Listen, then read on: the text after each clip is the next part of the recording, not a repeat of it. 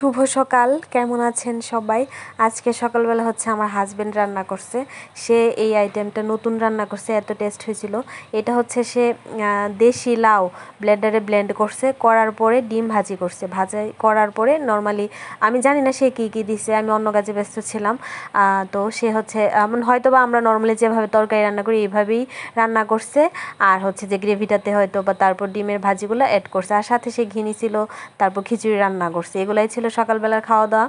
আমি, ভাই, আমার হাজব্যান্ড খাওয়া দাওয়া করলাম। আর এখন আমি দুপুরবেলা রান্না করতেছি, মুরগির মাংস রান্না করতেছি আলু দেয়া, একটু ঝুলঝুল করবো আর কি। আর এইদিকে ভাইয়ের হচ্ছে একটু মুড়ি মাখায় দিছি। ভাই এখানে ল্যাপটপে কাজ করতেছিল, আর সে একটু মুড়ি খাইতে চাইছিল আর কি, তার একটু মুড়ি মাখায় দিছি। এই তো আমার মাংস রান্না কমপ্লিট। ওই দিন একটু কষা কষা করে করছিলাম, এর জন্য আজকে একটু, ওই দিন বলতে কালকেই রান্না করছিলাম কষা কষা করে, তো ভাবলাম আজকে একটু ঝোল রাখি। আর করব এখন কলমি শাকটা বসায় দিয়ে আসলাম। আর ভাই হচ্ছে যে বললো ওরে একটু তেল দিয়ে দিতে।